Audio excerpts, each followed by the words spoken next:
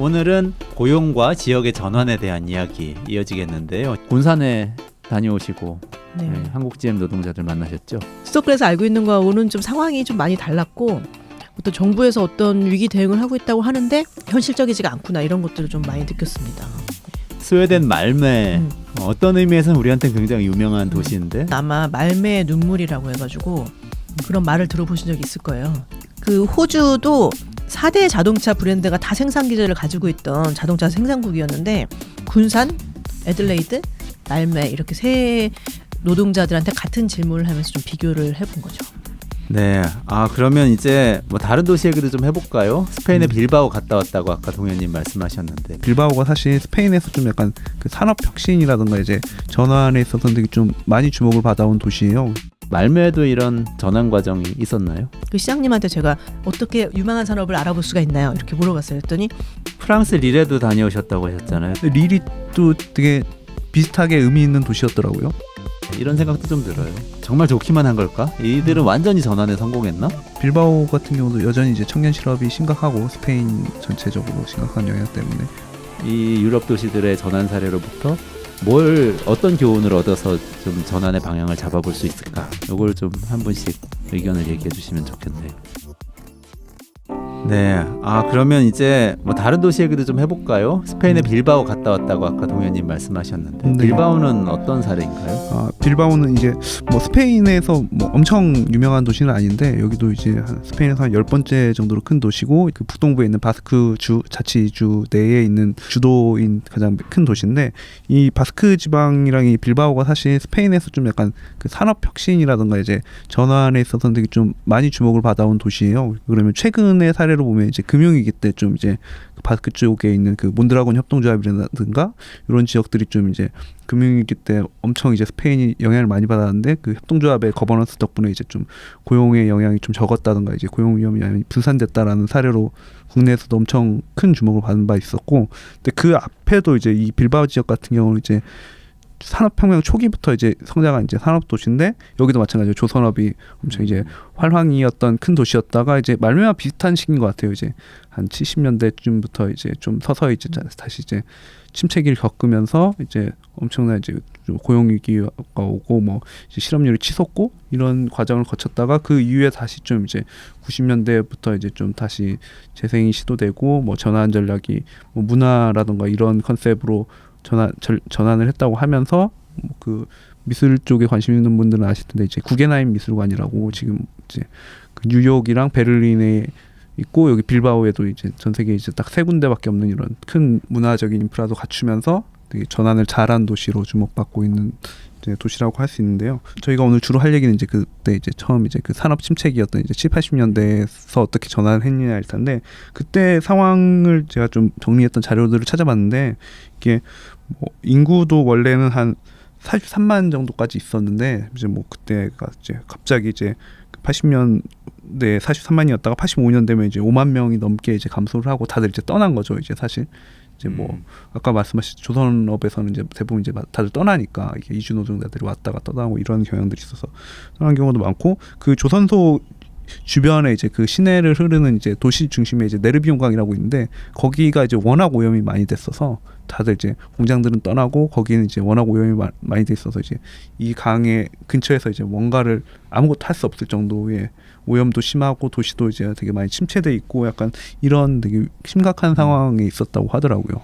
거기가 근데 그 강가에 구겐하임 미술관이 딱 있잖아요. 네, 배 그렇죠. 모양으로 딱 돼 있고 그 강가에 굉장히 아름다운 공원이 있는데 네. 거기서 제가 산책을 아주 오랫동안 했었어요. 네. 그 소회를 가고 칼럼도 쓰시지 않으셨나요? 그렇죠. 네. 그런데 그건 그러면 굉장한 변화였던 거죠. 네. 그렇게 오염됐던 네. 강변을 그렇게 바꿨다는 거는. 네, 좀 자세히 얘기를 해보면 이제 이 전환을 이제 좀 본격적으로는 한 80년대에는 당연히 이제 다들 좀 힘들었겠죠. 이제 뭐 다들 이제 어떻게 극복해볼까 얘기를 했을 텐데 이제 90년대 초부터 이제 메트로폴리 30이라고 이제 그 거버넌스를 좀 구축을 했대요. 이게 민간의 전문가, 정부 쪽 그리고 뭐 시민사회들도 다 참여를 해서 이제 좀 이 도시를 그러면 앞으로 어떤 식으로 이제 바꿔나갈 수 있을까라는 식의 이제 협의체를 만들었고, 그래서 거기에는 뭐 한 300명 정도의 이제 다양한 분야의 사람들이 이제 뭐 참여를 했고, 거기서 이제 이 도시의 이제 앞으로 나아갈 비전에 대해서 계속 이제 뭐 20-30년 뒤가 어떤 모습일까라는 식으로 이제 계속 비전을 구축한 거예요. 그래서 뭐 그때 90년대 초에는 뭐 앞으로 한 2010년, 2020년에 빌바오는 어떤 방향이 되어야 될까? 또 최근에는 뭐 한 1-2년 전에 이제 2035년에 빌바오는 어떤 모습이어야 될까라는 식의 또 다른 이제 비전을 구축하고 이제 제시하고 약간 이런 작업을 하는 거버넌스 협의체를 만들고 바로 이어서 바스크 정부랑 이제 스페인 정부랑 이제 좀 잘 협의가 됐는지 이제 그 여기 그 빌바오 도시를 이제 전환하기 위한 이제 재생공사라는 이제 리아 2000이라는 빌바오 리아 2000이라는 이제 그 공사를 만들어서 그 쇠퇴했던 이제 산업 도시를 이제 차근차근 이제 그 리모델링하고 재생하는 작업을 시작하게 했다고 하더라고요. 근데 이 도심은 사실 뒤에 이제 뭐 구겐하임이나 뭐 이런 이제 엄청 이제 큰 문화 시설을 유치했다는 게 지금은 대부분 많이 주목을 받고 있는데 그때 당시에는 이제 그 아까 말씀드린 그 강을 어떤 식으로 이제 다시 수질을 회복하고 청정한 강을 만들 것인가부터 시작해서 그 도심을 즐기는 이제 시민들이 어떤 식으로 여기를 편안하게 즐길 수 있고 쾌적하게 만들어갈 수 있고 뭐 걸어다니기 좋은 도심을 만들기 위해서 어떤 시기에 뭐가 필요할 것인가 이런 것들을 이제 아까 말씀드린 그 메트로폴리라는 이제 거버넌스에서 같이 이제 논의를 하고 그게 또 이제 도심 재생 공사에 또 반영이 돼서 이제 차근차근 그리고 좀 이제 체계적으로 이제 진행이 된 거라고 볼 수 있습니다. 그리고 뭐 그 수질을 개선하는 작업 같은 경우는 이제 뭐 주 정부나 이런 데서만 이제 강제적으로 뭐 주도해서 한 게 아니고 이제 시민들도 이제 같이 그 수질을 정화하기 위해서 뭐 본인들 이제 수도세 중에 뭐 일부분은 이제 수질 개선금 이런 식으로 이제 같이 부담을 해서 그거에 대해서 이제 지속적으로 본인으로 참여를 해서 이제 여기를 개선하는 작업까지 했다고 하더라고요. 그러니까 좌표를 처음에 정할 때 네. 우리는 구겐하임 미술관이 제일 먼저 있었을 거라고 흔히 생각하지만 네. 아름다운 이 유명한 시설을 가져온 게 먼저였던 것은 사실 아니고 네. 아 여기 원래 조선소가 있고 사람이 살기 쾌적한 장소라기보다는 배 만들기 쾌적한 장소고 사람들은 거기서 일하기 위해서 주변에 모여 사는 이런 이제 공업 도시였다면 그거를 수질을 개선하고 수변 환경을 바꿈으로써 뭔가 살기 쾌적한 곳을 일단 만드는 좌표를 찍은 거네요. 네. 그러면서 그 살기 쾌적한 것의 여러 가지 요소들 중에 하나로 문화와 다양한 경험을 할 수 있는 이런 지역을 만드는 게 들어와 있었던 거고 그 문화예술을 가져오는 하나의 통로로 이 구겐하임 미술관이라는 국제적인 아주 브랜드 가치 높은 시설이 들어온 거고 거기에 따라서 각종 다양한 페스티벌이라든지 하는 장치들이 다 이 도시에 들어오면서 차차차 관광도시가 간 거죠. 빌바오는 그런 전환 모델을 가져온 거네요. 또 재밌는 게 그 구겐하임 유치할 때 사실 시민들은 엄청 반대를 했다고 하더라고요. 처음에 초기에 이제 뭐 사실 좀 여기 구겐하임 미술관 가보셔서 아시겠지만 좀 난해한 현대 미술이 많잖아요. 그래서 그렇죠. 좀 일반 시민들 입장에서는 아니 저런 좀 기괴한 게 이제 무슨 의미냐라는 이제 좀 많이 반발을 했나 봐요. 그래서 하지만 이제 좀 도시 거버넌스나 이쪽에서는 이미 이제 앞으로의 이제 이 도시가 가야 될 방향은 이제 문화를 융성하거나 문화적인 인프라를 깔아야 되는 거라고 좀 나름 이 방침을 정했고 이제 그거를 하기 위해서는 이런 좀 글로벌한 이제 랜드마크가 그래도 하나 있는 게 도시에서 또 중요한 역할이라고 판단을 했기 때문에 또 그 시민들의 이제 의견을 수렴하고 이제 설득하는 과정에 또 굉장히 많은 공을 들였다고 이제 그런 얘기도 했었고 이제 이런 얘기들 그때 저희 그 메트로폴리 30에 이제 그 알폰소 시에라 총감독을 이제 만나서 이런 얘기들을 좀 많이 전해 들었습니다. 빌바오가 움직인 내용은 우리한테 조금씩 다 알려져 있지만 그 시간은 잘 알려져 있지 않은 것 같아요. 그러니까 1980년대 이미 위기가 전부 다 와서 문제가 다 드러나고 논의를 시작했는데 구겐하임 미술관 유치를 시작한 거는 1991년이었고 유치가 된 건 1997년이었고 지금은 2019년이잖아요. 그 사이에 또 20몇 년이 지났는데 지금까지도 계속 조금씩 경관과 관련된 변화가 있더라고요. 예를 들면 축구 경기장을 새로 지었는데 그것도 굉장히 어떤 의미에서 난해한 하지만 아름다운 그런 모습으로 디자인을 했고 지하철 역사도 다 이 세계적인 미술가 건축가를 불러서 디자인해서 만들고 이렇게 도시 전체를 바꾸는 것을 수십 년 동안 진행하고 있는데 그것을 추진하는 그 거버넌스가 있는 거죠. 거버넌스가 전문가와 시민과 정부, 시정부까지 다 들어와 있는 거버넌스에서 계속해서 가져가도록 만들고 그것의 실행을 보조하는 공사가 만들어져 있는 거고 이런 구조로 거버넌스를 짰다는 게 아주 인상적이었어요. 저도 빌바오는 그런 네. 거버넌스가 굉장히 특징적인 것 같고 저는 또 인상적이었던 건 최근에는 그 네. 몬드라곤 대학이라는 네. 빌바오 인근에 협동조합으로 굉장히 유명한 도시가 있는데 그게 몬드라곤입니다. 몬드라곤에서 또 중요한 기관 중에 하나가 대학인데요. 그 몬드라곤 대학을 빌바오 도심에 유치를 했어요. 구겐하임 박물관 바로 맞은편에 BBF라는 이 시설을 유치했는데 그 몬드라곤 대학에서 운영하는 창업 대학입니다. 거기서는 청년들 다 이 학생으로 입학을 하면은 계속 창업 프로젝트만 해요. 이 프로젝트 저 프로젝트 하면서 창업가로 키워지면 졸업하는 뭐 그런 시스템으로 운영하는 굉장히 실용적인 대학을 만들어서 어떻게 보면 이제 전환을 문화예술과 경관, 관광 중심으로 이렇게 해왔는데 여기서 한 걸음 더 나가려는 기존에 있던 제조업 인프라를 활용해서 뭔가 기술과 관련된 창업을 통해서 다시 도시 살리려는 그런 움직임도 보였습니다. 그게 약간 그거랑 최근에 이제 좀 또 아까 말씀드렸었는데 이제 스페인이 이제 금융위기나 이런 거에 좀 엄청 이제 많이 타격을 받고 물론 이제 이 빌바오나 그 바스크 지역은 좀 충격이 덜하긴 했지만 이 스페인 쪽도 이제 청년 실업 문제가 굉장히 심각하다고 하더라고요. 그래서 이제 그런 식으로 이제 어떤 식으로 이제 새로운 이제 청년 인재들을 양성할 것인지에 있어서 되게 고민을 많이 해서 이제 좀 혁신가라고 해야 되나 그런 청년들을 양성하기 위해서 좀 빌바오에서도 많은 노력을 하고 있는 느낌을 받았습니다.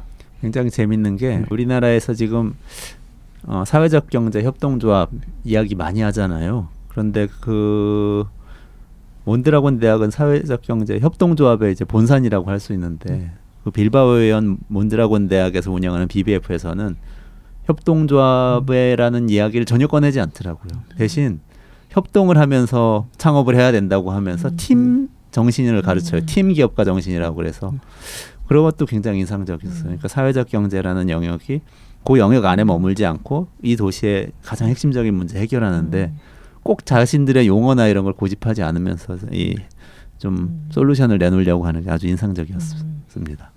다른 도시들도 이런 과정이 있었을 것도 같은데 뭐 예를 들면 말메에도 이런 전환 과정이 있었나요? 네, 그렇죠. 말메가 이제 사실 어떤 전환 과정을 거쳤길래 조선업 도시에서 다른 산업의 도시가 좀 더 첨단 산업, 좀 젊은 산업 도시가 됐는지를 다들 궁금해 하고 있고 또 약간 좀 알려지기는 거기가 좀 건설 프로젝트를 많이 일으켰다던데 그래서 뭐 조선업 실직자들이 거기서 일을 많이 하고 이러면서 위기 넘긴 거 아니냐 이렇게 이해를 이미 하고 계신 분들도 있더라고요. 저도 그렇게 설명하는 걸 들은 적도 있고 왜냐하면 거기가 이제 다리를 지었는데요. 이제 원래 그 말메는 스톡홀름이 스웨덴 수도잖아요. 거기랑 기차로 5시간 거리에 있는 이제 한쪽 끝에 있는 도시고 그런데 거기서 조금 그 해협 하나만 건너면 코펜하겐이에요. 근데 코펜하겐이 사실 북유럽에서는 스톡홀름보다 훨씬 큰 북유럽 중심 도시잖아요. 훨씬 유동인구도 많고. 그러니까 사실 그 지역 사람들, 그러니까 말메 인근 지역 사람들은 코펜하겐하고 연결하는 다리를 놓는 게 오래된 이제 수건이었어요. 원래는 배 타고 왔다 갔다 해야 되는데 배 타고 왔다 갔다 할 때도 통근 인구가 있을 정도였거든요. 근데 다리만 놓으면 이제 완전히 한 생활권이 묶이는 거기 때문에 수건 사업이었는데 원래 그래서 덴마크 정부하고 스웨덴 정부가 같이 국책 사업으로 그걸 협력해서 추진을 좀 하고 있었는데 말메 상황도 너무 안 좋고 해가지고 이게 그 말메 시에서는 그거를 막 이렇게 드라이브를 걸기 좀 어려운 상황이었대요. 왜냐면 외레순드 대교입니다. 근데 거기가 외레순드 해협이고 왜냐면 이제 다리를 놓았을 때 여기가 코펜하겐의 영향을 받아서 더 잘 될 수도 있지만 좀 안 좋으면 여기 있는 인구가 싹 글로 빠져나가고 여기가 공동화돼 버릴 수도 있잖아요. 그리고 다리는 그냥 거길 지나가 버리는 효과만 낼 수도 있고 그래서 좀 자신이 없어 했는데 그때쯤에 이제 새로 바뀐 그 시장님이 괜찮다. 우리가 이제 그 다리를 놔도 우리가 경쟁력을 가지면 오히려 사람들이 이쪽으로 올 수도 있다. 이런 좀 비전을 보이기도 했고 그때 당시에 이제 도시 전환의 이제 프로세스가 막 시작이 됐을 때여서 다리가 착공이 됐고 추진이 더 돼서 다리가 실제로 뚫렸을 때 말메 시민이 빠져나간 게 아니라 많은 그 코펜하겐의 젊은 인구들이 말메에 와서 살면서 통근도 하다가 또 이 지역에 그냥 눌러 앉기도 하고 이런 일이 생겼다고 해요. 근데 그런 일이 또 있었고 거기서 이제 90년대 초부터 친환경 도시라는 비전을 세우면서 사실 90년대 초면 굉장히 이르잖아요. 그때 그 지역을 100% 친환경 에너지만 사용하는 주택 단지 개발 그리고 거기에 이제 그 말매를 좀 아시는 분들은 거기 터닝 토르소라는 좀 이렇게 거기도 기하학적으로 생긴 고층 건물이 있는데 이렇게 터닝이라는 게 돌면서 올라가는 거죠. 그 54층 건물인데 돌면서 올라가는 사실 밑에서 보면 굉장히 아찔하게 생겼거든요. 그 건물이 100% 친환경 에너지만 사용하는 건물이에요. 반은 주거지 반은 오피스텔인데 이제 그런 그 개발을 굉장히 다른 데들은 안 하고 있을 때 빠르게 진행을 하니까 좀 관심을 받기도 하고 그래서 어쨌든 그런 큰 사업들 때문에 전환에 성공한 게 아니냐. 그리고 뭐 시 정부가 나서서 친환경 기업이나 뭐 생명과학 바이오 이런 걸 유치했나 보다 이렇게 생각을 사실 했었어요. 저도 갔을 때 노동자들도 만났지만 거기 그때 당시 시장님도 만나고 시장 일마리팔로 시장도 만나고 뭐 그때 당시에 공무원 뭐 이런 언론인 이런 분들 만났는데 그 시장님한테 제가 그렇게 물어봤어요. 제가 좀 벼르고 별렀던 질문이 어떻게 그 시절 그 당시에 친환경 바이오 이런 것들이 유망하고 거기에 이제 승부수를 걸 수가 있었느냐 제가 그렇게 물어봤어요. 어떻게 유망한 산업을 알아볼 수가 있나요? 이렇게 물어봤어요. 그랬더니 그분이 그런 식의 토론은 가장 피해야 할 종류고 누구도 그런 걸 알 수가 없고 우리도 그 당시에 그런 걸 알고 그렇게 한 게 아니었다라고 대답을 했어요. 그래서 굉장히 깜짝 놀랐어요. 그분이 그러니까 1990년대에 집권한 거죠. 예, 94년도부터 19년간 장기 집권. 예, 거기는 이제 오래 집권. 예, 이제 그 의회에 따라서 하는 거기 때문에 정당이 집권하는 거니까 연정하고 이러면서 계속 시장은 한 사람이었던 거죠. 그렇죠. 사실은 좀 그런 유럽 문화에서는 좀 보기 드문 좀 이렇게 추진력 있는 시장이었죠. 좀 비전이 확실하고. 근데 그렇다고 해도 좀 그 우리 관점하고는 진행된 프로세스는 달라요. 근데 그게 거기서 그때부터 얘기한 게 뭐냐면은 누가 나서서 뭐 이걸로 합시다 해서 정한 게 아니었고. 그 비전을 시민들한테 우리가 어떤 도시가 됐으면 좋겠는지를 정하라고 이렇게 판을 열어준 거예요. 시장이 친환경이 이 도시가 우리 비전이기 때문에 앞으로 20년 이걸로 갑시다 한 게 아니고 아니죠. 시장이 됐을 때만 해도 그런 비전은 없었고요. 다만 이제 그때 당시에 설명을 해주는데 갑자기 이렇게 조선업만 하다가 이제 조선업이랑 굉장히 큰 사업장이잖아요. 몇천 명이 그때 뭐 일하던 그 주변까지 한 몇만 명이 일하는 그게 산업이 싹 사라지고 자잘자잘한 산업이 확 이렇게 생기기 어렵지 않습니까? 그 빈 자리에 다시 큰 산업을 끌어오려고 했대요.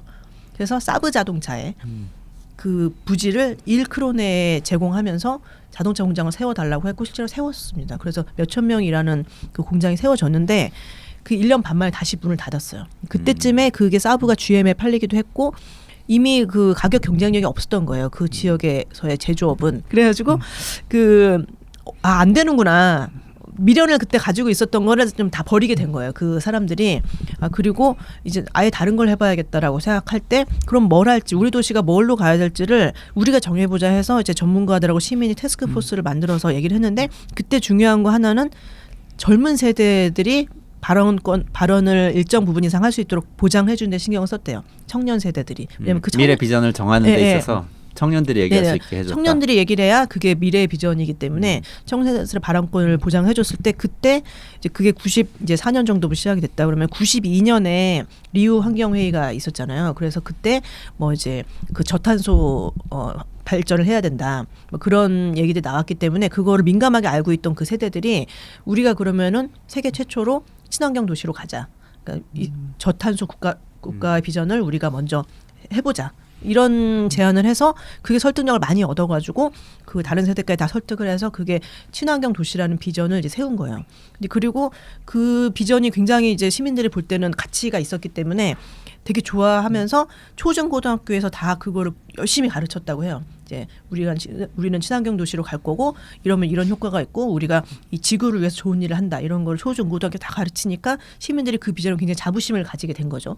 그러니까 그 얘기는 그게 그 이후에 한 20년간의 그 전환 과정의 가장 큰 동력이었다고 그 시장은 얘기를 했고 그렇게 비전을 일단 딱 정하고 나서 신경을 쓴 거는 아까 왜 다리가 뚫리고 이런 상황에서 이제 그 도시를 봤더니 이미 실업률이 굉장히 높은 상태로 몇 년을 오다 보니까 좀 회색 도시, 우울한 도시, 그리고 뭔가 살고 싶지는 않은 도시 이런 상황이었는데 시가 할 수 있는 모든 노력은 그 도시를 굉장히 살고 싶게 만드는, 깨끗하고 환경도 좋고 잘 정비되고 나 여기서 정말 가족을 이루고 애들 키우고 살고 싶다 하게 만드는 그런 환경 정비에 시는 올인을 했다고 해요. 이제 그러다 보니까 다리가 뚫렸을 때도 사람들이 여기 와서 살게 된 거죠. 그렇게 지금 이제 말매에 가보시면은 정말 계획 도시 같은 느낌이 딱 들거든요. 굉장히 공기도 깨끗하고 90년대 초에 이미 모든 버스를 천연가스 버스로 바꿨어요. 90년대 초에. 90년대 초예요. 예. 지금은 전기 버스고요. 그때 당시에는 천연가스 버스로 다 바꾸고 뭐 이런 말매가 지금 인구 25만 명 정도 되나요? 한 30만 명 30만 정도. 명. 예.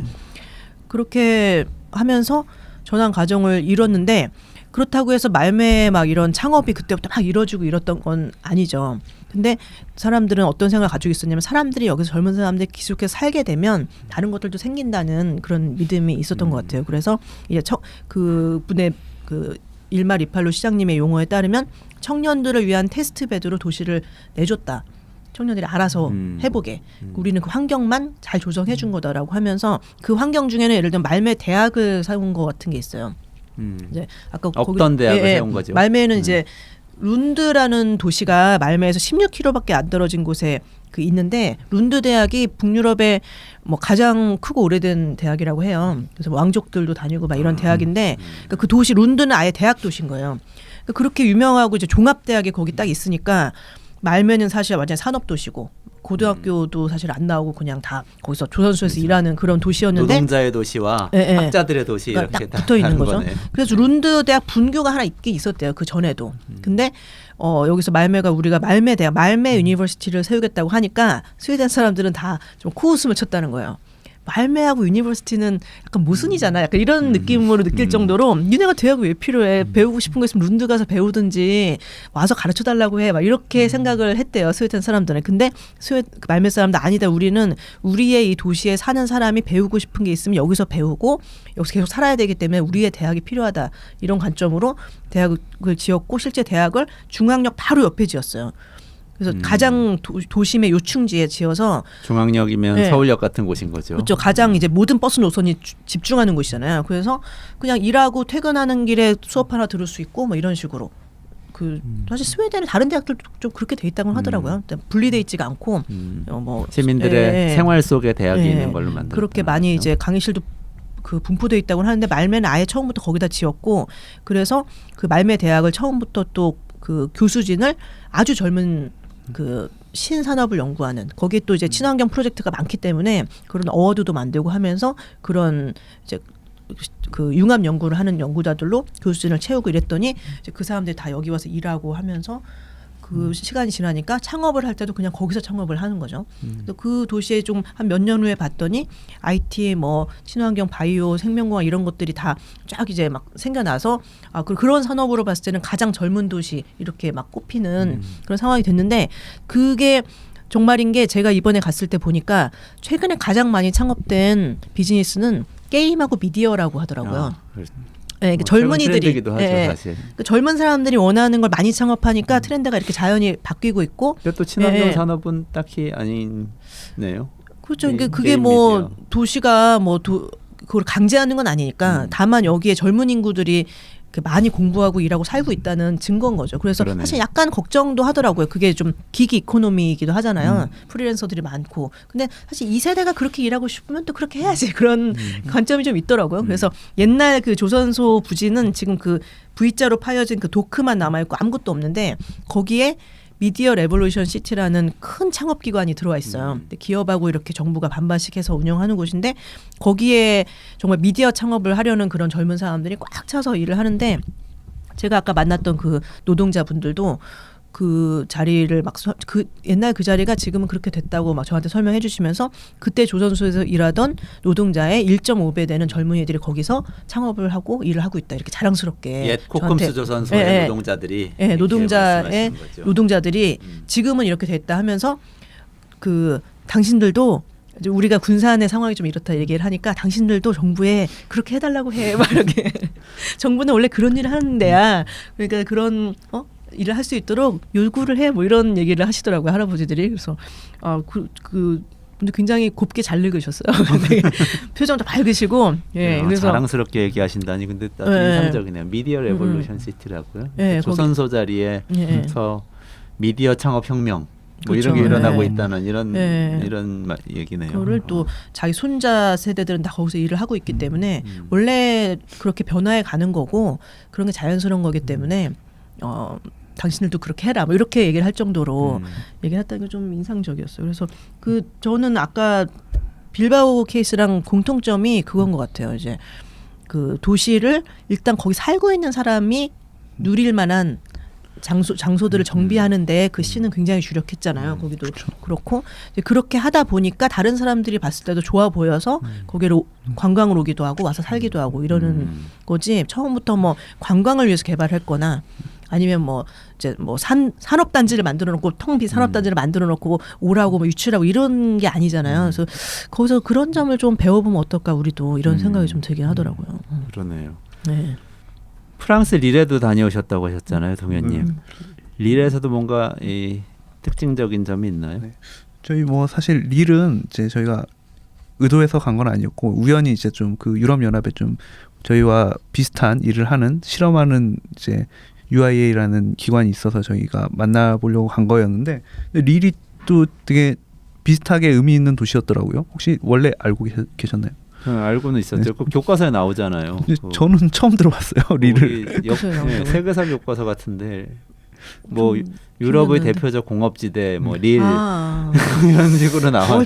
기억이 나는 것 같기도 하고. 저는 들어본 적이 없는데. 산업혁명 이후에 유럽의 대표적 공업지대로 나옵니다. 네. 영국의 몇 군데하고 역시 프랑스에선 릴. 협력고사 세대시는 다르신 것 같아요. 릴이 암기 세대입니다.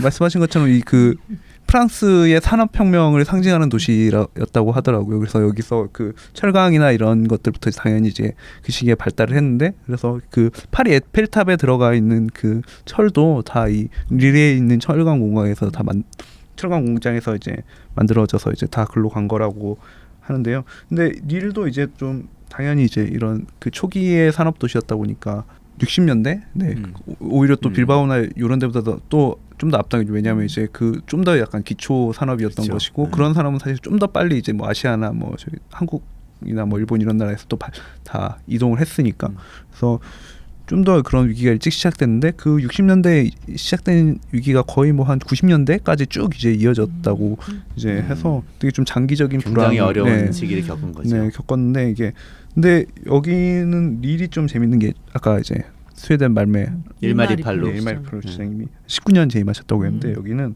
73년에 피에르 모라라는 시장님이 한 28년간 재임을 하셨다고. 유럽의 예.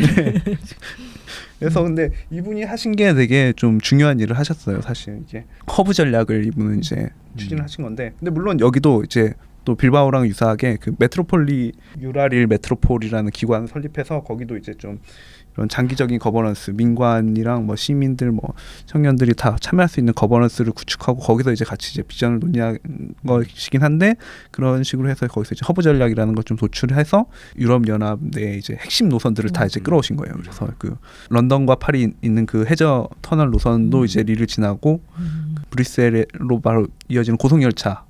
가 릴을 거쳐서 이제 또 다시 이제 파리로 이어지는 그래서 이제 뭐 런던과 파리와 브뤼셀이 다 이제 고속열차로 이어지는 데가 이제 여기 릴이거든요. 그래서 이런 이제 허브 전략을 구축해서 이제 점차 이제 90년대부터 이제 2000년대까지 이 철도 노선이 좀 이어지고 이러면서 다시 이제 좀 활기를 이제 되찾은 케이스라고 볼 수 있을 것 같아요. 저는 릴에 가가지고 그 재생하고 있는 지역 예전에 큰 공장지대를 재생하고 있는 지역이 있어요. 뭐 예컨대 빌바오의 조선소를 구겐하임으로 바꾸고 뭐 아까 말메의 조선소터의 창업 공간 만들고 이런 거랑 비슷한 개념으로 거기서도 도시 재생을 하고 있는데 그 재생 사업을 이제 막 하고 있거든요. 거기는. 근데 막 입구에 크게 붙어 있는데 거기에 피에르 드제테라는 이름의 옛날에 이 인터내셔널가를 작곡한 인터내셔널가가 국제사회주의자 연맹의 노동운동 노동운동 대표적인 노래죠. 그 사람의 얼굴이 엄청나게 크게 그려져 있어요. 그리고 그 길 이름은 인터내셔널 스트릿이라고 붙였더라고요. 그래서 여기가 난 유럽의 공업지대라고 이렇게 세계사 책에 나왔던 것만 기억하고 있는데 그것뿐만이 아니라 굉장히 이제 한때는 들끓었던 곳이구나. 그 노동운동도 굉장히 번성했고 정치적으로긴 중심지기도 했구나. 그런 걸 느낄 수가 있었어요. 근데 그 자원을 이용해서 유럽 정치의 중심지가 되고 싶어하는 거잖아요. 아까 그 허브 전략이라는 게 그렇게 좀 이 변화하려고 하는 것을 읽을 수가 있었습니다. 근데 실제로 또 그 덕분에 이제 허브 역할을 하게 되면서 이제 좀 브뤼셀에도 사실 뭐 당연히 이제 그쪽은 이제 땅값이나 이런 게 비싸겠죠. 그래서 릴에 이제 저희가 방문했던 기관도 그렇고 이제 EU 관련된 이제 연구기관이나 혹은 이제 뭐 대학 같은 경우들도 굉장히 많이 몰려 있고 이러면서 대학생들이 많은 이제 뭐 프랑스 내에서 이제 파리, 리옹 다음으로 릴이 이제 대학생이 가장 많은 도시고 이제 뭐 연구자들이나 뭐 이런 이제 새로운 이제 산업의 인력들이 많이 이제 살고 있는 도시로 이제 다시 좀 이제 분위기가 바뀌었다고 하는 그렇게 이제 변화를 해가고 있죠. 네. 이 사람들이 정말 참 영리하다는 생각을 했는데 인터내셔널의 중심지였다고 했잖아요. 근데 그 인터내셔널 사회주의자 동맹인데 그 인터내셔널 스트릿을 만들어 놓고 그 길의 끝에 뭐가 있냐면 인터내셔널 쿠킹 스쿨이 있어요. 국제 요리 학교를 만들어서 청소년들 요리 배워서 셰프 되고 싶은 청소년들이 거기 많이 또 와가지고 인터내셔널 아닐 텐데. 아닌데 네. 이 역사 잘 활용하는 거죠. 역사의 이 유물을 잘 활용해서 청소년들을 육성하는 공간으로 이렇게 만들어놨더라고요. 아주 재밌었습니다. 네, 스웨덴 말메, 스페인 빌바오 다 좋은 전환의 사례들을 우리가 얘기를 했는데요. 글쎄 근데 저는 다 가봤는데 이런 생각도 좀 들어요. 정말 좋기만 한 걸까? 이들은 완전히 전환에 성공했나? 이런 궁금증도 좀 있는데 어떤가요? 혹시 그런 한계를 발견한 게 있는지. 네, 저는 아까 말씀드린 부분인데 이제 빌바오 같은 경우도 여전히 이제 청년 실업이 심각하고 스페인 전체적으로 심각한 영향 때문에 그리고 릴도 마찬가지고 그래서 그걸 좀 해결하려고 여러 이제 새로운 시도들을 하고 있지만 이게 아직 좀 근본적인 대안이 나오지는 않은 상태인 것 같고 그리고 뭐 빌바오와 릴 모두 그 도심 인근에 좀 그때 저희가 구겐하임 갔었는데 그 건너편에는 여전히 빈민가가 있다고 하고 릴도 요즘 되게 힙한 좀 이제 젊은층들이 좋아하는 이제 주거지로 이제 떠오르고 있는데 그쪽 한쪽에는 또 그 당시에 이제 뭐 산업 이주 노동자들의 후손들이 계속 이제 살고 있는 이제 빈민가가 아직도 있다고 하더라고요. 그래서 좀 기존 산업에서 종사하고 있었던 사람 중에 이제 거기서 이제 좀 위기를 맞았던 사람들에 대한 이제 근본적인 처방은 여기 빌바오나 릴에서도 성공하진 못했던 것 같아서 그런 면에서는 좀 한계가 있었던 것 같습니다. 저는 릴에 갔을 때 그때 우리가 만났던 그 사회적 기업가가 설명해준 얘기가 기억이 나요. 그 도시 재생지구에 갔을 때 그 근처에 좀 빈곤층이 살고 있는 주거단지가 있었어요. 딱 보기에도 외형이 좀 살기가 열악한 환경에 있는 그런 집들이었는데 그런데 누가 사냐고 물어보니까 예전에 공장에서 해고당한 분들 거기서 사신다. 그리고 이제 그 이주민들하고 이런 분들 사신다고 얘기했던 게 기억에 남네요. 예전에 구조조정의 여파를 아직 극복을 완전히 하지 못한 거죠. 새로운 것들이 들어오고 있긴 하지만 그런 문제들이 여전히 남아 있습니다. 사실 그리고 스페인 빌바오도 그렇고요, 릴도 그렇고, 프랑스의 릴도 그렇고 이런 도시들은 한때 실업률이 20%대 육박하고 넘어가고 이러는 굉장히 어려운 이 일을 겪었던 곳들이죠. 그래서 지금도 실업률은 굉장히 높고 여러 가지 문제 남아 있다는 걸 저도 느낄 수가 있었어요. 근데 왠지 스웨덴은 괜찮을 것 같기도 한데. 스웨덴 그 말매도 사실은 좀 한계구나 싶은 부분들이 있었어요. 근데 그 중에 하나는 거기에서 만난 언론인이나 이런 분들이 지적을 하는데 거기도 처음에 그런 도시 전환에 여러 가지 프로세스가 막 진행이 될 때 좀 양극화를 줄인다거나 여러 가지 이제 그런 같이 가는 프로젝트를 많이 했어야 되는데 사실 그러진 못했다. 그래서 지금 사실 유럽이 다 그렇습니다만 스웨덴도 이주민이 굉장히 많거든요. 제가 갔을 때 보니까 약간 뭐 히잡을 쓴 여성분이라든지 이런 분들이 그 구직센터 앞에 줄을 서 있고 이런 모습 보여요. 근데 그 스웨덴도 이제 점점 그런 시기가 오래되다 보니까 이렇게 전통적으로 거기 살아오던 백인들하고 이주민들하고 약간 분리되는 현상이 좀 나타나고 있고 말매가 좀 이주민이 워낙 많다 보니까 그런 현상이 다른 도시보다 더 심한 도시. 그래서 그 가난한 집안의 아이들이 교육 드롭률이 더 높고 뭐 이런 악순환 있잖아요. 그런 것들이 스웨덴 다른 도시보다 크게 나타난대요. 그런 현상들이 있고 또 이제 그 조선소 그 부지에 있었던 그 지역을 친환경 주거단지로 개발한 거는 성공을 했는데 그리고 지금도 여전히 좀 진행 중인데 사실은 그보다 더 큰 프로젝트가 그 외래순두 대교를 중심으로 한 양쪽 코펜하겐과 그 말메를 다 아우르는 외래순두 지구라고 해서 거기를 더 정말 고급 주택단지로 만들려는 그 프로젝트도 있었어요. 근데 그게 하나만은 아니었던 거예요. 지금 하나가 잘 되니까 또 하고 했는데 그건 좀 잘 안 됐어요. 그래서 거기 때문에 빚도 많이 지고 뭐 이렇게 잘 안 됐다. 그래서 스웨덴 사람한테 물어보면은 스웨덴 다른 지역에 사는 사람한테 물어보면은 뭐 그렇게 아주 팬시한 성공 사례로 생각은 안 하더라고요. 예. 근데 어쨌든 이제 그런 예 자체가 구산업을 그 완전히 결별하고 다른 산업으로 전환하면서 도시 인구도 젊어지고 인구도 더 그러니까 많아지거나 유지되고 이런 예가 워낙 없다 보니까 요즘 좀 희귀 사례로 연구를 많이 하고 그리고 이제 좀 배우려고 하는 거지 사실 거기라고 해서 뭐 완벽하진 않죠. 자, 우리가 지금 유럽의 몇 개 도시에 대해서 길게 얘기를 나눴는데요. 배울 점들은 이런 게 있는 것 같아요. 첫 번째로는 사회 안전망에 대한 이 생각이 강하게 드네요. 적절한 사회 안전망이 있어야만 어쨌든 간에 전환이 가능하다. 코금수저 선소가 문을 닫았어도 그 노동자들이 다른 데 취업을 하거나 또는 나중에 이 청년들이 다른 산업을 일으켜서 창업하고 하는 것을 응원하게 되게 되었던 것은 그분들이 안전했기 때문에 라는 게 있죠. 강한 복지국가 시스템. 아마 빌바오하고 릴은 약간 상황이 달랐을 수도 있고 이런 점들은 좀 앞으로 연구를 해보면 좋겠다는 생각이 듭니다. 두 번째로는 저는 연결이라는 키워드가 떠오르는데요.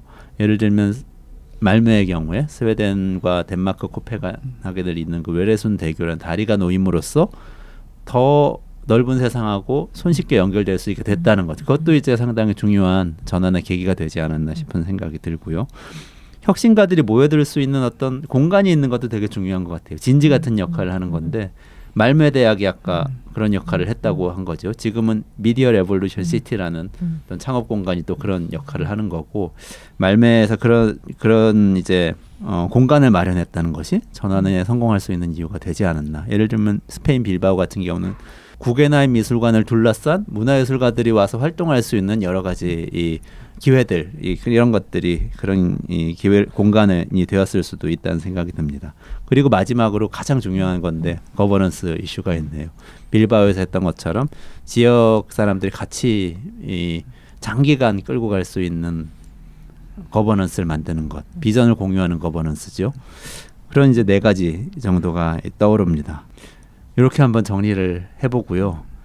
시간이 굉장히 많이 흘렀는데요. 어쨌든 그래도 우리 결론을 향해서 한번 가보도록 하겠습니다. 우리가 지금 처음에 군산에서 얘기를 시작했어요. 그래서 호주의 아들레이드, 스웨덴의 말메, 스페인의 빌바오, 프랑스의 릴을 거쳐서 지금 다시 한국으로 돌아와서 우리는 여기서 뭘 배우고 뭘 적용할 수 있을까 좀 짚어보는 시간을 가져보면 좋겠다는 생각이 드네요.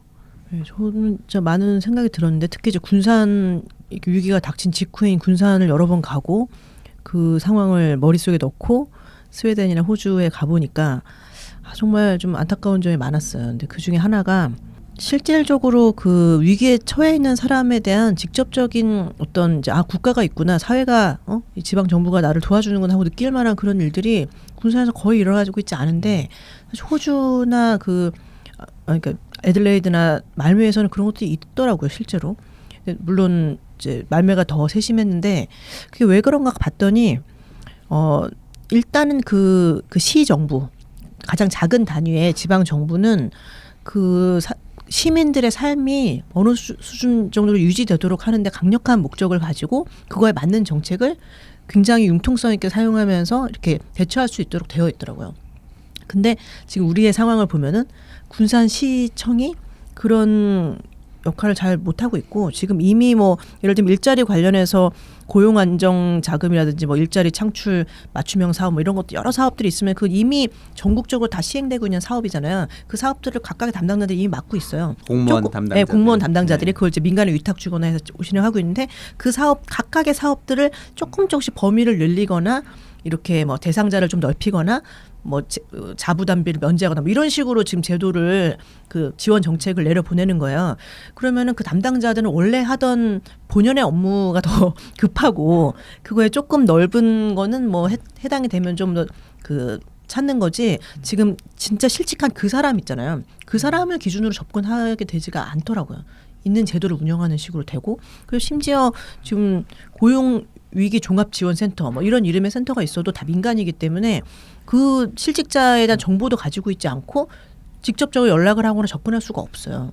그러니까 찾아오지 않으면 지원을 할 수 없는데 또 찾아와봐야 그 하나하나 뭐가 되는지 안 되는지 따져보면 아이고 해당되시는 게 없네요. 뭐 이런 가능성도 굉장히 높고 그런 줄 아니까 잘 찾아가지도 않고 뭐 이런 식으로 제도는 뭐가 되게 많다고 하는데 시민들은 그거하고의 접점이 없는 그런 상황들이 지금 위기가 정말 폭탄처럼 떨어져 있는 상황에서 그게 겉돌고 있다는 게 너무 안타깝고 그리고 이직 재훈련 이런 거 아까 뭐 제인스빌 얘기도 했지만 그게 쉽지 않은 건데 군산시가 예를 들면 그런 경험이 있을 리가 없잖아요. 큰 제조업이 하나가 그렇죠. 망하고 그거를 그 많은 수의 사람을 다른 이직하는 전문성이 있을 리가 없는데 어쨌든 돈을 내려보내면 거기서 뭐 민간 전문가를 찾아가지고 과정을 맡기고 이런 식으로 해야 되는 거예요. 그냥 그러면 어떻게 한다 해서 뭐 경험이 쌓인들 나중에 뭐 어디 다른 도시에서 그 위기가 쌓이면 그게 노하우가 전수되지도 않겠죠. 거긴 또 그런 일을 또 해야 되고. 그렇게 해서 몇 명이나 이직을 시킬 것인가. 사실 제가 지역에서 느꼈을 때는 거의 가능성이 없다고 이미 생각하고 있어요. 뭐 그분들은 지인들이 소개하는 그런 뭐 대로 가거나 아니면은 뭐 프랜차이즈 차리거나 이럴 거지 정부가 나서서 무슨 교육을 한다고 될 것 같다고 생각도 안 해요. 그 본인 해고된 분들조차 그렇게 해고된 분들도 뭘 배울 생각 같은 건 전혀 없고요.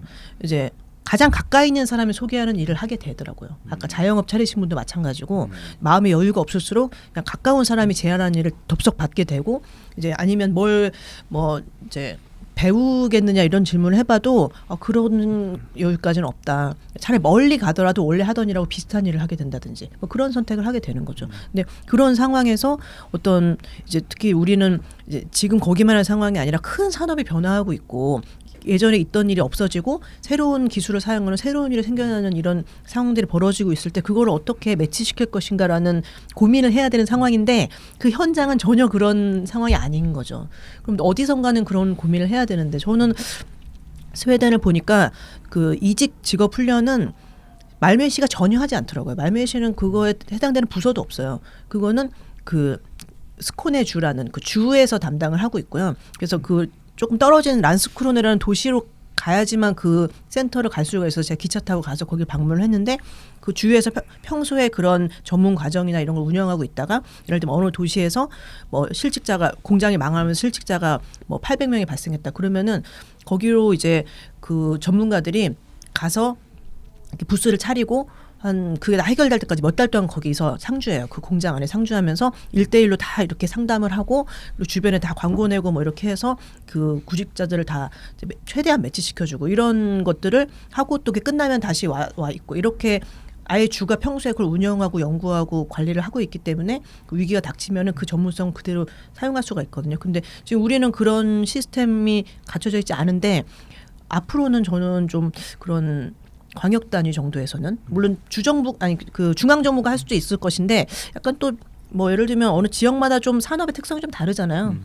그거에 맞는 정도의 운영을 하려면 저희도 한 광역 시도 정도에서 그런 과정을 좀 가지고 있다가 그 위기가 닥치면 이제 기민하게 대응하는 이런 게 좀 있어야 되지 않을까 그런 생각이 좀 들었습니다. 네. 세호님께서 좋은 말씀을 해주셨고 동현님은 어떠세요?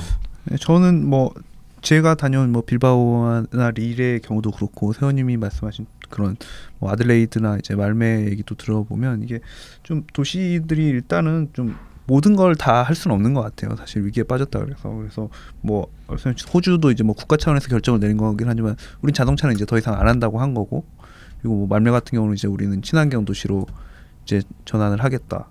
그리고 뭐 릴 같은 경우는 뭐 이제 우리는 허브 역할에 좀 더 매진해 보겠다. 지리적 이점을 이용해서.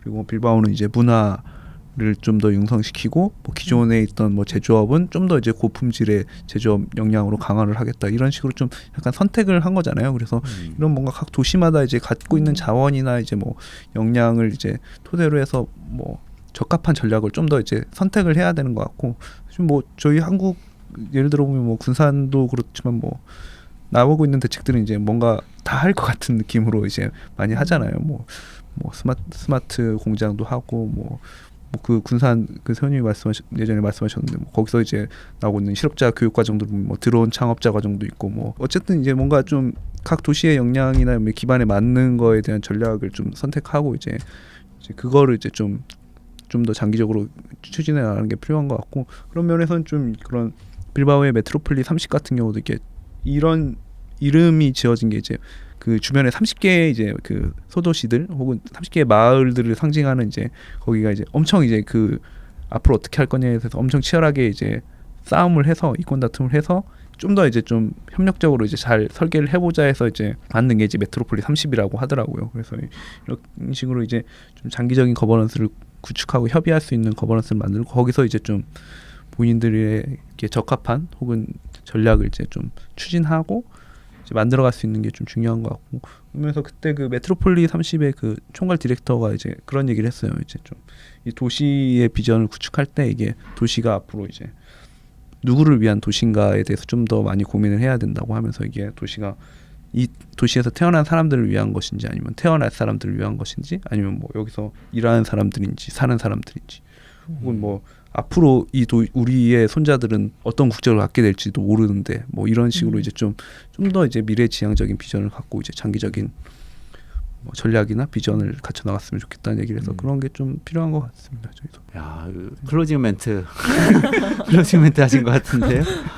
네, 아주 일단은 미래의 이 도시에 살 사람들에게 방점을 찍고 지금 있는 이해관계들을 잘 조정한 거버넌스를 짜서 그 미래에 살 사람들에게 필요한 비전을 만들어서 밀고 가보자 이런 얘기인 걸로 요약을 할 수 있겠네요. 굉장히 중요한 교훈인 것 같고 저도 요즘 지방도시나 지역에 다니다 보면 주민들이나 이 지역들 세대 간의 이해관계가 너무 첨예하기 때문에 하나의 비전을 세울 수 없다는 얘기 굉장히 많이 듣거든요. 정치 지도자들이나 행정 고위 관료들이 그런 이야기들 많이 하세요. 그러면 그렇게 얘기하면 지금 동 의원님 말씀에 따르면 실패할 수밖에 없다는 거죠. 어떻게 해서든지 이 이해관계들을 잘 조정해서 하나의 거버넌스를 만들고 미래 세대를 위한 비전을 만들 수 있도록 만드는 것이 리더십의 역할이다 이렇게 얘기를 할 수가 있겠네요. 저는 사실 이 전환이라는 데 대해서 굉장히 정말 오늘 이야기 나누면서 훨씬 더 한국 사회에 필요한 키워드가 될 것이라는 생각이 드는데요. 얼마 전에 통영에 갔었어요. 경남 통영에 한때 조선업들이 융성하다가 지금은 조선업은 다 떠나간 그런 이 상태인 도시인데 거기에 문 닫은 조선소 한 군데 가서 쭉 둘러보면서 여러 가지 생각을 했었는데요. 그 조선소가 문을 닫았지만 사실 통영은 여전히 많은 자산들을 가지고 있더라고요. 아름다운 자연경관 같은 것도 있지만 통영이 좋은 곳이라는 이미지를 얻고 거기 와서 살고 활동하기 시작한 청년들, 예술가들 이런 분들이 여전히 계세요. 그런 분들을 자원으로 삼아서 도시를 살리고자 하는 것이 보통 지금 생각하는 방식인 것 같거든요. 그런데 그게 아니고 사실 그런 분들을 위한 도시를 만든다는 생각을 하는 것이 좀 방향이 달라져야 된다는 그게 새로운 방향이어야 되겠다라는 생각이 드네요. 그런 면에서 아까 말매에서 과거에 코큼스 조선소에서 말매의 눈물의 주역이 되셨던 분들이 여기에 이렇게 미디어 레볼루션 시티가 들어와서 우리하고는 전혀 다른 방식으로 일하지만 행복하게 일하고 살고 있는 사람들 보는 것이 너무 자랑스럽다고 얘기했다는 게 너무나 인상적이고 오늘의 결론으로 정리를 해도 될 것 같은 생각이 드네요. 오늘 저희가 해외 도시의 지역전환 사례들 이야기하면서 한국의 군산에서 벌어졌던 문제부터 시작해서 미국의 제인스빌, 스웨덴 말메, 스페인 빌바오, 프랑스 릴, 호주 아들레이드를 모두 방문하면서 제인스빌은 가지 않았습니다. 길게 우리가 오늘 얘기하면서 말로 방문했잖아요. 네. 얘기를 나눴고요. 오늘 이야기 나누는데 긴 시간 이야기 나눠주셔서 감사합니다. 세원님, 동현님 감사드리고요. 시청해주신 분들 잊지 마시고 구독을 눌러주시고 구독 누르셨어요? 그럼요. 네, 구독하시고요. 저희는 힘내서 다음에 또 이야기를 이어갈 텐데요. 다음에는 기본소득에 대해서 우리가 이 첫 번째 회에서 이야기를 나눴었는데 한국 국민들은 기본소득에 대해서 어떻게 생각하고 있나 여론조사 결과를 분석하고 이야기하는 시간을 또 갖도록 하겠습니다. 오늘 여기까지 이야기 나누고 마무리하겠습니다. 감사합니다.